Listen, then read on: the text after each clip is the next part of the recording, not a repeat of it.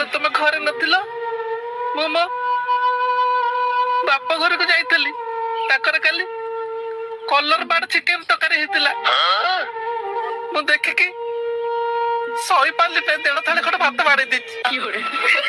ଶାନ୍ତି, ତମେ ଭିତରେ ଆଇଁଷ ବାଡେଇ ଦେଇଛ? ହଁ, କିନ୍ତୁ ଆସିଲା ପରେ ମୁଁ ଭଲକରେ ଗୁଡାକର ଦାନ୍ତ ଘଷି ଦେଇଛି।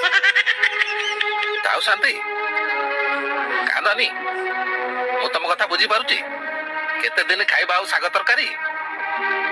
ଆଇଁଷ ବିନା ଆମ ଘରକୁ ଗଲାନି ମରି। କାନ୍ଦନି ଶାନ୍ତି। ସରିନି, ମୋ କଥା ଏଯାଏଁ ସରିନି। ପରଦିନ ସନ୍ଧ୍ୟାବେଳେ ଆସିଲା ବେଳେ ଫକିରା ଫାଷ୍ଟଫୁଡ ପାଖରୁ ଗୋଟେ ଚିଲି ଚିକେନ, 2ଟା ଚିକେନ ରୋଲ ଖାଇଦେଇଛି। ଆଉ କଣଟା ବାଳ ବଚିଲା? ମତେ ଶାଗ ପଖାଳ ଆଡ ଦେଇକି